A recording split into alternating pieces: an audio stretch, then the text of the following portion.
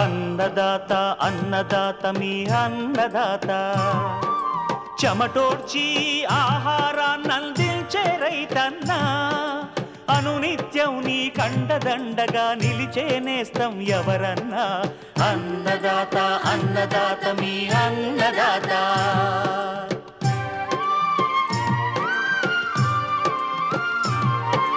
నూతన రీతుల సాగుబడికి నూరింతలు పెరిగే దిగుబడికి సూచనలిచ్చే సస్య రక్షణకు పశు పోషణకి శాస్త్ర విజ్ఞానం అందించి ముందుకు నడిపే తెలుగు రైతు భారతదేశానికి మకుటం అయ్యేలా తీర్చిదిద్దే ఆశయంతో మిమ్ము మేలు కొలిపేది అన్నదాత అన్నదాత అన్నదాత మీ అన్నదాత అన్నదాత అన్నదాత మీ అన్నదాత.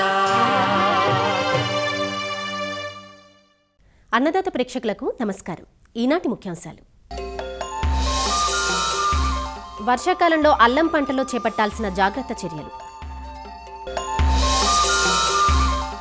మామిడిలో ప్రస్తుతం చేపట్టాల్సిన యాజమాన్య సస్యరక్షణ చర్యలు, వాతావరణాధారిత వ్యవసాయ సూచనలు, ఇంకా జై కిసాన్ వ్యవసాయ సమాచారం.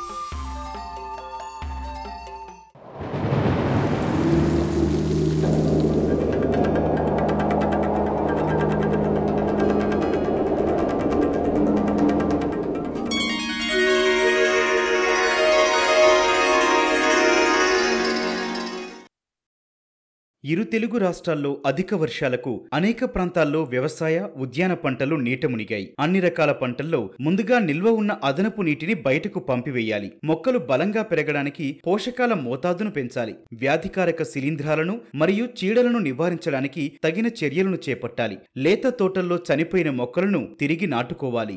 ఉద్యాన పంటల్లో తీసుకోవాల్సిన సస్యరక్షణ చర్యల గురించి తెలుసుకుందాం. అరటి తోటల్లో ఈదురు గాలులకు విరిగిపోయిన గెలలు ఉన్నట్లయితే వాటిని కోసి మార్కెట్ చేసుకోవాలి. లేత అరటి తోటలు అంటే 5 నుంచి 7 నెలల వయస్సు గల మొక్కలు విరిగిపోయినట్లయితే అలాంటి తోటలను శుభ్రం చేసి కొత్త పిలకలను వదులుకోవాలి. వదిలిన పిలకలకు ప్రతి 25 రోజులకొకసారి మొక్క ఒక్కింటికి 100 గ్రాముల యూరియా మరియు 80 గ్రాముల మ్యూరేట్ ఆఫ్ పొటాష్ వేయాలి. 2 లేక 3 నెలల వయస్సున అరటి మొక్కలు విరిగిపోయినట్లయితే విరిగిన చోట కోసివేసి మరలా ఆ మొక్కలను పెంచవచ్చు. అరటి దుంపలు కుళ్ళిపోకుండా కాపర్ ఆక్సీక్లోరైడ్ 3 గ్రాములు లీటరు నీటికి కలిపి లేదా బోర్డో మిశ్రమం 1% ద్రావణాన్ని దుంప చుట్టూ తడిచేటట్లుగా నేలలో పోయాలి. 3 నెలల వయస్సు కన్నా తక్కువ వయసున్న మొక్కలు 3 అడుగుల లోతు నీటిలో మునిగిపోతే నేల ఆరిన వెంటనే మరలా మొక్కలను నాటుకోవాలి. గొర్రుతో అంతరసేద్యం చేసి మొక్కకు 100 గ్రాముల యూరియా మరియు 80 గ్రాముల మ్యూరేట్ ఆఫ్ పొటాష్ ను 2 నుంచి 3 సార్లు 20 నుంచి 25 రోజుల కాల వ్యవధిలో వేయాలి. ఆకులు గెలలపై 10 గ్రాములు 13,045 లీటరు నీటికి చొప్పున కలిపి వారం రోజుల వ్యవధిలో 3 నుంచి 4 సార్లు పిచికారీ చేయాలి. సగం తయారైన గెల అంటే 75% లోపు పక్వానికొచ్చిన గెలలను ఎండిన అరటి ఆకులతో కప్పి ఉంచి 15 రోజుల్లోపు కోసి మార్కెట్ చేసుకోవాలి. వెదురు బొంగులతో ఊతమిచ్చి మొక్కలు పడిపోకుండా చేసుకోవాలి. అరటి దుంపలు కుళ్ళిపోకుండా కాపర్ ఆక్సీక్లోరైడ్ 3 గ్రాములు లీటరు నీటికి కలిపి లేదా బోర్డో మిశ్రమం 1% ద్రావణాన్ని దుంప చుట్టూ తడిచేటట్లుగా నెలలో పోయాలి. ఆకుమచ్చ తెగులును అరికట్టేందుకు ప్రోపికొనజోల్ 1 మిల్లీలీటరు లేదా మ్యాంకోజెబ్ 2.5 గ్రాములు లీటరు నీటికి కలిపి వారం రోజుల వ్యవధిలో 2 సార్లు పిచికారీ చేయాలి. కూరగాయ పంటల్లో పడిపోయిన మొక్కలను జాగ్రత్తగా నిలబెట్టి మొదలు దగ్గరగా మట్టిని ఎగదొయ్యాలి. మొక్కలకు సరిపోయినంత ఆకులు కొమ్మలు ఉన్నట్లయితే 10 గ్రాములు 13,045 లేదా 20 గ్రాముల యూరియా లీటరు నీటికి కలిపి 2 నుంచి 3 సార్లు మొక్క తడిచేటట్లుగా వారం రోజుల వ్యవధిలో పిచికారీ చేయాలి. కూరగాయ పంటలు కొత్తగా నాటినట్లయితే వాటిని తీసివేసి మరలా నాటుకోవాలి. పంటకు ఆకుమచ్చ, కాయకుళ్ళు, బూజు తెగుళ్ల ఉధృతి అధికంగా ఉంటుంది కాబట్టి ముందు జాగ్రత్త చర్యగా లీటరు నీటికి 2.5 గ్రాముల మాంకోజెబ్ కార్బండిజం మిశ్రమ మందును 2 సార్లు పిచికారీ చేయాలి. వేరుకుళ్ళు ఆశించిన చేలల్లో కాపర్ ఆక్సీక్లోరైడ్ 30 గ్రాములు లేదా కార్బండిజం 10 గ్రాముల చొప్పున 10 లీటర్ల నీటిలో కలిపిన ద్రావణాన్ని మొక్కల మొదళ్లలో పోయాలి. పసుపు పంటలో వర్షాలు ఆగిన వెంటనే లీటరు నీటికి 5 గ్రాముల పొటాషియం నైట్రేట్ కలిపిన ద్రావణాన్ని వారం రోజుల వ్యవధిలో 2 నుంచి 3 సార్లు పిచికారీ చేయాలి. పంటల్లో ఇనుప ధాతు లోపం ఏర్పడి లేత ఆకులు పాలిపోయినట్లు కనపడితే 10 లీటర్ల నీటికి 50 గ్రాముల అన్నబేది, 1 నిమ్మ చెక్క రసం, జిగురు మందుతో కలిపి 15 రోజుల వ్యవధిలో 2 సార్లు పిచికారీ చేయాలి. నేల అదునుకు వచ్చిన వెంటనే అంతర కృషి చేసినట్లయితే త్వరగా ఆరుతుంది. పైపాటుగా ఎకరాకు 50 కిలోల యూరియా, 40 కిలోల పొటాష్ తో పాటు 200 కిలోల వేపపిండిని కూడా వేయాలి. ఆకుమచ్చ తెగులు వ్యాపించకుండా ముందు జాగ్రత్తగా ప్రొపికోనజోల్ 1 లీటరు నీటికి కలిపి పిచికారీ చేయాలి. దుంపకుళ్ళు ఆశించినట్లయితే పాదుల్లో మొక్కల చుట్టూ ఉన్న నేలను కాపర్ ఆక్సీక్లోరైడ్ 3 గ్రాములు లీటరు నీటికి కలిపిన ద్రావణంతో తడపాలి. తెగులు ఉధృతి అధికంగా ఉన్నట్లయితే లీటరు నీటికి 2.5 గ్రాములు మెటలాక్సిల్ మందును కలిపిన ద్రావణంతో తడపాలి. ఉరకెత్తిన మిరప పొలాల్లో మొక్కలు వెంటనే తీరుకోవడానికి లీటరు నీటికి 10 గ్రాముల యూరియా మరియు 10 గ్రాముల పంచదార కలిపిన ద్రావణాన్ని వారం రోజుల వ్యవధిలో 2 సార్లు పిచికారీ చేయాలి. మొక్కలు వడబడి తలలు వాల్చినట్లయితే లీటరు నీటికి 5 గ్రాముల మెగ్నీషియం సల్ఫేట్ కలిపిన ద్రావణం పిచికారీ చేయాలి. ఇనుప ధాతు లోపంతో మొక్కలు పాలిపోయినట్లు కనపడితే 10 లీటర్ల నీటికి 50 గ్రాముల అన్నభేదితో పాటు 1 చెక్క నిమ్మరసం కలిపి పిచికారీ చేయాలి. కాపుతో ఉండి వాలిపోయిన మొక్కలను జాగ్రత్తగా నిలబెట్టి మొదళ్ల చుట్టూ మట్టిని ఎగదొయ్యాలి. నేల అదునుకు వచ్చిన వెంటనే గొర్రుతో అంతర కృషి చేసినట్లయితే వెంటనే ఆరుతుంది. పైపాటుగా ఎకరానికి అదనంగా 30 కిలోల యూరియా, 15 కిలోల పొటాష్, 200 కిలోల వేపపిండి వేయాలి. మొక్కలు తేరుకున్న తర్వాత స్థూల పోషకాల మిశ్రమాన్ని 5 గ్రాములు లీటరు నీటికి కలిపి మరియు సూక్ష్మ పోషకాల మిశ్రమాన్ని 2.5 గ్రాములు లీటరు నీటికి కలిపి ఒకదాని తర్వాత ఒకటి వారం రోజుల వ్యవధిలో 2 నుంచి 3 సార్లు పిచికారీ చేయాలి. పంటను బ్యాక్టీరియా, ఆకుమచ్చ, కానోఫోరా వంటి తెగుళ్లు ఆశించే అవకాశం ఉంది కాబట్టి ముందు జాగ్రత్త చర్యగా 10 లీటర్ల నీటికి 30 గ్రాముల కాపర్ ఆక్సీక్లోరైడ్ మరియు 1 గ్రాము స్ట్రెప్టోసైక్లిన్ మందులను కలిపిన ద్రావణాన్ని పిచికారీ చేసి వీటి వ్యాప్తిని అరికట్టాలి. వేరుకుళ్ళు ఆశించిన చేలలో కాపర్ ఆక్సీక్లోరైడ్ 30 గ్రాములు లేదా కార్బండిజం 10 గ్రాములు 10 లీటర్ల నీటిలో కలిపిన ద్రావణాన్ని మొక్కల మొదళ్లలో పోయాలి. కాయకుళ్ళు, కొమ్మ ఎండు తెగులు వ్యాప్తి చెందకుండా 1 మిల్లీలీటరు ప్రోపికోనజోల్ లేదా 0.5 మిల్లీలీటర్లు డైఫన్ కోనజోల్ లేదా 2.5 గ్రాముల కాపర్ హైడ్రాక్సైడ్ లేదా 2.5 గ్రాముల సాఫ్ మందులను లీటరు నీటికి కలిపి మందులను మార్చి వారం రోజుల వ్యవధిలో 2 నుంచి 3 సార్లు పిచికారీ చేయాలి. పంట నాశించే వివిధ రకాల గొంగళి పురుగుల నివారణకు క్లోరిపైరిఫాస్ 2.5 మిల్లీలీటర్లు లేదా ఎసిఫేట్ 1.5 గ్రాములు లేదా నొవాల్యురాన్ 0.75 మిల్లీలీటర్లు లీటరు నీటికి కలిపి పిచికారీ చేయాలి. పంటకాలం 5 నెలల కన్నా ఎక్కువైన కంద, చేమ దుంపలను వెంటనే తవ్వి మార్కెట్ చేయాలి. ఒకవేళ పంటకాలం 4 నెలల కన్నా తక్కువైతే మొక్కలను తీసివేసి పొలం సాధారణ స్థితికి వచ్చిన తర్వాత మరలా కొత్తగా నాటుకోవాలి. కాండం కుళ్ళు తెగులు, కాలర్ రాట్ నివారించేందుకు కాపర్ ఆక్సీక్లోరైడ్ 3 గ్రాములు లీటరు నీటికి కలిపిన మందు ద్రావణాన్ని మొక్క మొదలు తడిచేటట్లుగా పిచికారీ చేయాలి. ఆకుమచ్చ తెగులు నివారణకు మెటలాక్సిల్ 2 గ్రాములు లీటరు నీటికి పిచికారీ చేయాలి. లేత మరియు ముదురు తమలపాకు తోటల్లో వంగిన అవిసెలను లేపి మొదళ్ల దగ్గర మట్టిని ఎగదొయ్యాలి. తీగ నాటిన తోటలలో అవిసెలను పలుచన చేసుకుంటే తేమ త్వరగా ఆరిపోతుంది. తోటలలో తెగిన తీగలను తుంచివేసి 1% బోర్డో మిశ్రమం లేదా 3 గ్రాముల కాపర్ ఆక్సీక్లోరైడ్ ను లీటరు నీటికి కలిపి పిచికారీ చేయాలి. మొక్క తోటలలో తీగలను 0.5% బోర్డో మిశ్రమము మరియు 500 ppm స్ట్రెప్టోసైక్లిన్ ద్రావణంలో 10 నుంచి 30 నిమిషాలు ముంచి నాటుకోవాలి. తీగ పాదులలో 1% బోర్డో మిశ్రమాన్ని లేదా 0.3% కాపర్ ఆక్సీక్లోరైడ్ ను మట్టి పూర్తిగా తడిచేలా పోయాలి. పూల మొక్కలపై 20 గ్రాముల యూరియా లేదా 10 గ్రాములు 13-0-45 లీటరు నీటికి కలిపి 2 నుంచి 3 సార్లు పిచికారీ చేయాలి. ఆకుమచ్చ తెగులు నివారణకు ప్రొపికోనజోల్ 1 మిల్లీలీటరు లీటరు నీటికి కలిపి వారం రోజుల వ్యవధిలో 1 నుంచి 2 సార్లు పిచికారీ చేయాలి. కోతకు సిద్ధంగా ఉన్న పువ్వులను వీలైనంత త్వరగా కోసుకోవాలి. పువ్వులను కోసిన తర్వాత మార్కెట్కు పంపేలోపు వాటిని తాత్కాలికంగా బాగా గాలి, వెలుతురు వచ్చే ప్రదేశంలో నిల్వ చేయాలి. వీలైనంత త్వరగా పువ్వులను మార్కెట్కు పంపాలి.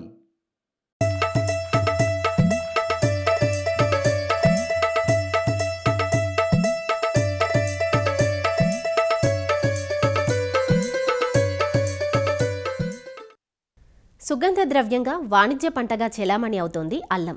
తెలుగు రాష్ట్రాల్లో ముఖ్యంగా తెలంగాణలోని సిద్దిపేట, జహీరాబాద్ ప్రాంతాలు అల్లం సాగుకు పెట్టింది పేరు. ఆంధ్రప్రదేశ్లో కోస్తా జిల్లాల్లో ఎక్కువగా కొబ్బరి తోటల్లోనూ దొండపందిర్ల కింద అల్లాన్ని సాగు చేస్తున్నారు. అల్లాన్ని పచ్చిగానే కాకుండా ఎండబెట్టి సొంఠి రూపంలో పలు రకాల రుగ్మతలకు నివారణగా ఉపయోగిస్తారు. 6 మాసాల పంటకాలం కలిగిన అల్లం సాగుకు పెట్టుబడులు ఎక్కువే. అల్లం బహు సున్నితమైన పంట. అధిక వర్షాలను, నీటి నిల్వను అస్సలు తట్టుకోలేదు. అధిక వర్షాల వల్ల దుంపకుళ్ళు సోకి అసలుకే మోసం వచ్చే ఆస్కారం ఉంది. ప్రస్తుత వర్షాకాలంలో అల్లం పంటలో తీసుకోవాల్సిన జాగ్రత్త చర్యల గురించి వివరిస్తున్నారు వైఎస్ఆర్ ఉద్యాన విశ్వవిద్యాలయం పశ్చిమ గోదావరి జిల్లా కొవ్వూరు ఉద్యానవన పరిశోధనా స్థానం శాస్త్రవేత్త డాక్టర్ రవీంద్ర కుమార్.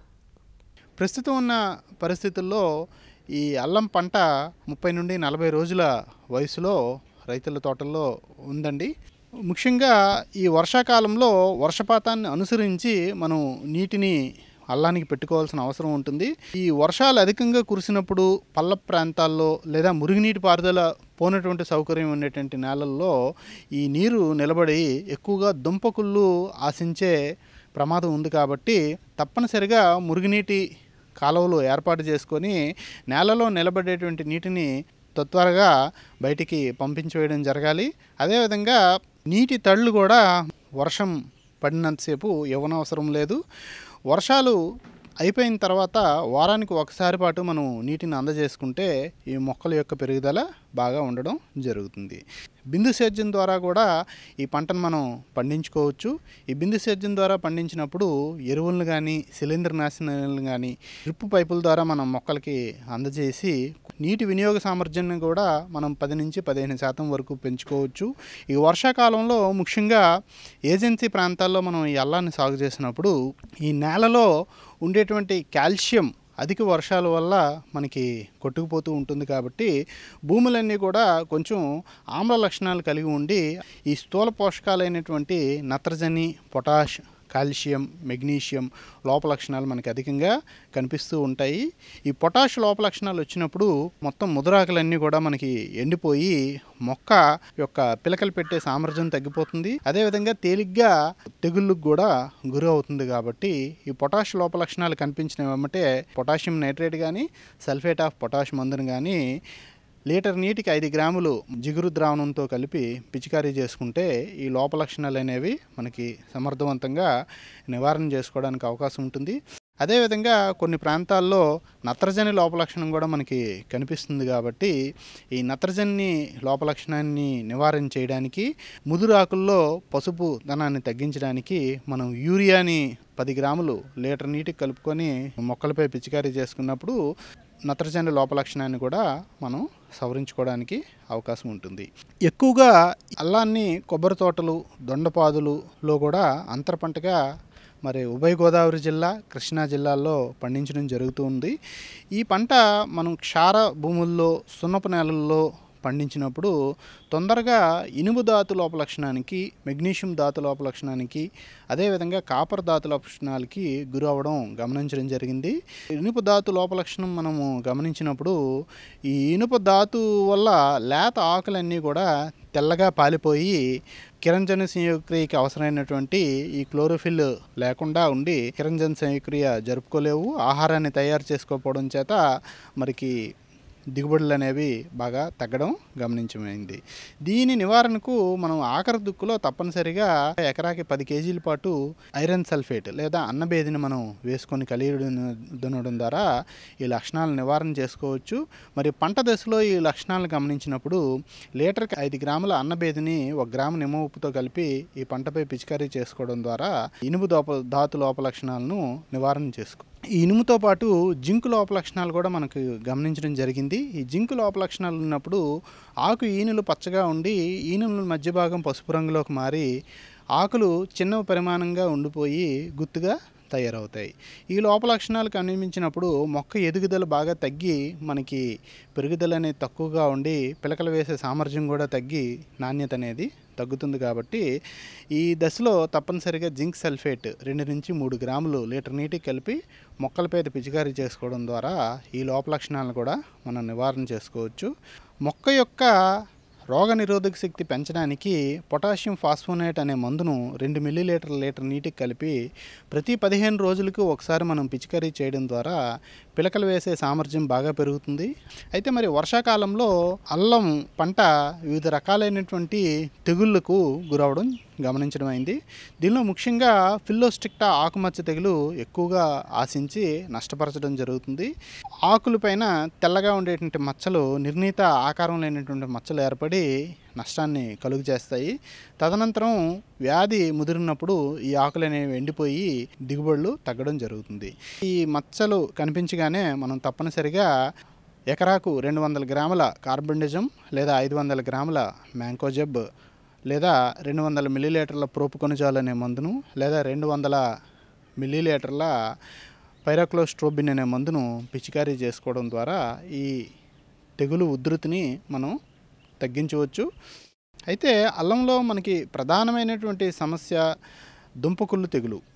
ఈ దుంప కుళ్ళు అనేది అధికంగా నీరు నిలబడేటువంటి ప్రాంతాల్లో క్షార గుణం కలిగినటువంటి నేలల్లో అధికంగా రావడం గమనించడం అయింది. ఈ తెగులు నివారణ వచ్చే తర్వాత చేసేదానికన్నా రాకుండానే నివారణ చేయడం ద్వారా మనం నష్టాన్ని తగ్గించుకోవచ్చు. ఆరోగ్యకరమైనటువంటి తెగులు సోకనటువంటి పొలం నుండి విత్తనాన్ని మనం సేకరించుకోవాలి.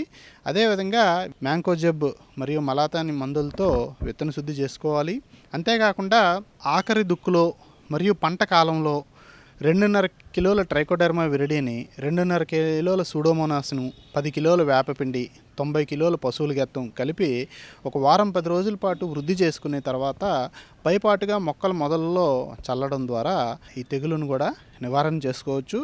కనీసం 30 నుండి 40 సెంటీమీటర్ల ఎత్తుగా కలిగినటువంటి మల్ల మీద మనం ఈ అల్లాన్ని పెంచుకోవడం ద్వారా నీరు ఎప్పటికప్పుడు మొక్క మొదళ్ళ వద్ద ఉండకుండా పోవడంచే తెగులు అనేది రాకుండా ఉంటుంది. ఈ తెగులు సోకిన లక్షణాలు గమనించగానే ఆ మొక్కలను మనం ఏరివేసి దూరంగా తీసుకెళ్ళి తగలబెట్టుకోవాలి. అదేవిధంగా ఆ మొక్క తెగులు సోకినటువంటి భాగంలోనూ చుట్టూ ఉండేటువంటి ప్రాంతంలో కూడా మనం రిడోమిల్ 1 గ్రాము లీటర్ నీటికి కలుపుకొని బాగా మొక్కల మొదలను తడుపుకోవాలి.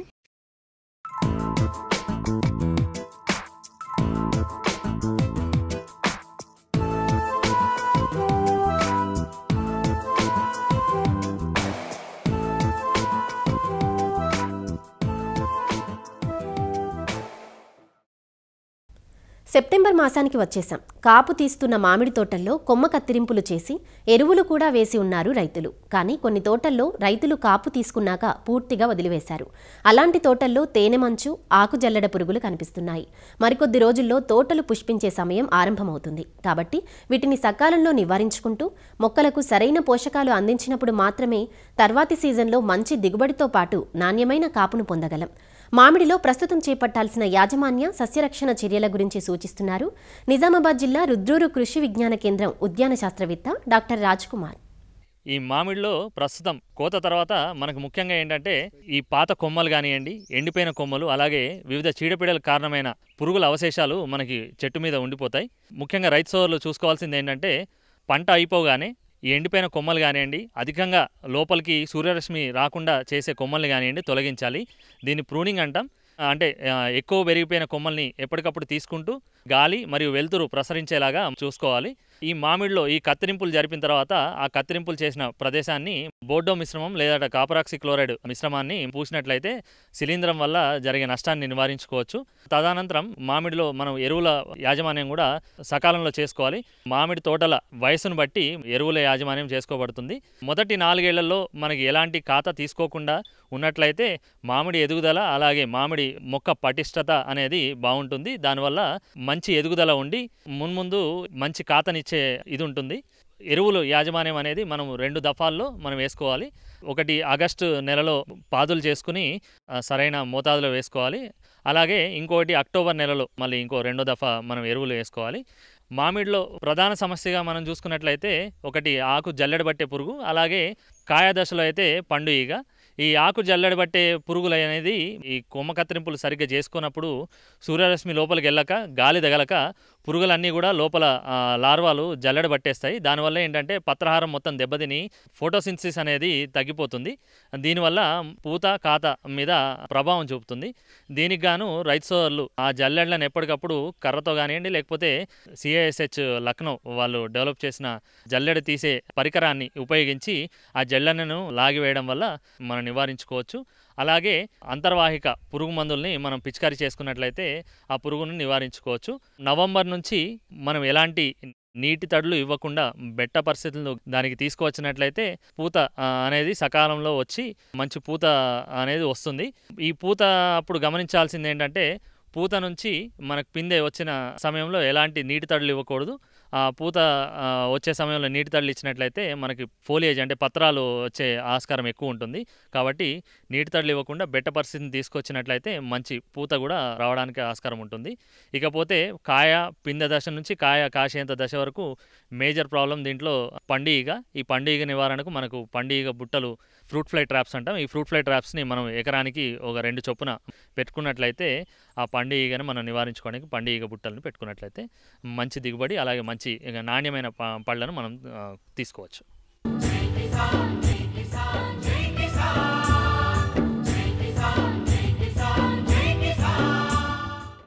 వ్యవసాయ సమాచారం ఇప్పుడు జై కిసాన్లో చూద్దాం. భారీ వర్షాలు, వరదలు పంటలకు అపార నష్టాన్ని తెచ్చిపెట్టాయి. 2 రోజుల పాటు కురిసిన అధిక వర్షాలతో పంటలన్నీ నేటమునిగాయి. ఉభయ తెలుగు రాష్ట్రాల్లోని రైతులకు వర్షాలు తీరని నష్టాన్ని మిగిల్చాయి. కృష్ణా, గుంటూరు ప్రాంతాల్లో లక్షల ఎకరాల్లో వరి, కూరగాయలు, వాణిజ్య పంటలు నీటిలో నానుతున్నాయి. నేను గత 4 రోజుల క్రితం 4 ఎకరాలు మినివేయడం జరిగిందండి. ఈ వరద ప్రభావం వల్ల, వర్షం ప్రభావం వల్ల వరద వచ్చి పంట నష్టపోయిందండి. ఇదే కాకుండా ఇంకో 2 ఎకరాల్లో పసుపు వేయడం జరిగింది. అది కూడా ఈ వరద రావడం వల్ల అది కూడా నష్టం జరిగిందండి. నేనే కాదు ఇంకా రైతులు చాలామంది వరేసాము. అది కూడా వర్ష ప్రభావం వల్ల నీళ్ళు వెళ్ళక అవి మునిగిపోయి అది దెబ్బతిందండి బాగా. ఈ అన్నిందాలా నష్టం వచ్చిందండి మా రైతులకి ఈసారి. గత 2 రోజులుగా కురిసిన భారీ వర్షాల మూలాన ఈరోజు డిఆర్బీసీ పొంగి పొరలి విపరీతంగా చాలా మీద చెరువు మొత్తం మునిగిపోయి, అదేవిధంగా గత 20 సంవత్సరాలకి ఇంతవరకు ఎప్పుడు ఇంత ఇదిగా వానలు కురవలేదు. కొండూరు, మంచిలిపూడి రహదారి కూడా పొర్లి నీళ్లు బయటికి వెళ్ళిపోతుంది. నంద్యాల జిల్లాలో ఎడతెరిపి లేకుండా కురిసిన వర్షాలకు పంటలు పూర్తిగా దెబ్బతిన్నాయి. మొక్కజొన్న, మినుము, కంది, వరి, ఇతర పంటలకు నష్టం వాటిల్లింది. సుమారు 10,000 హెక్టార్లలో మొక్కజొన్న, 12,000 హెక్టార్లలో ఇతర పంటలు నష్టపోయినట్లు వ్యవసాయ అధికారులు ప్రాథమిక అంచనా వేశారు. జిల్లాలో మొత్తం మొక్కజొన్న మీద ఎక్కువ నష్టపోయినట్టుగా మేము రిపోర్ట్ చేయడం జరిగింది. ఇప్పుడే కాదు, గత అధిక వర్షాలకు కూడా ఇక్కడ దెబ్బతిన్నట్టుగా మాకు రిపోర్ట్ కూడా వచ్చింది. ఇంక ఈ వర్షాలకి ఇది అసలు ఇంకా నష్టపోయే అవకాశం ఉంది. మొక్కజొన్న అయితే దెబ్బతినడానికి అవకాశం ఉంది ఈ అధిక వర్షాల వలన. అందుకే మనం ఫీల్డ్ రిపోర్ట్ చూసుకొని యాక్చువల్ రిపోర్ట్ ని మనం గవర్నమెంట్ కి రిప్రజెంట్ చేయడం జరుగుతుంది. ఆత్మకూరు, నందికొట్కూరు డివిజన్లో తమలపాకు, మిరప తోటలకు అధిక నష్టం వాటిల్లింది.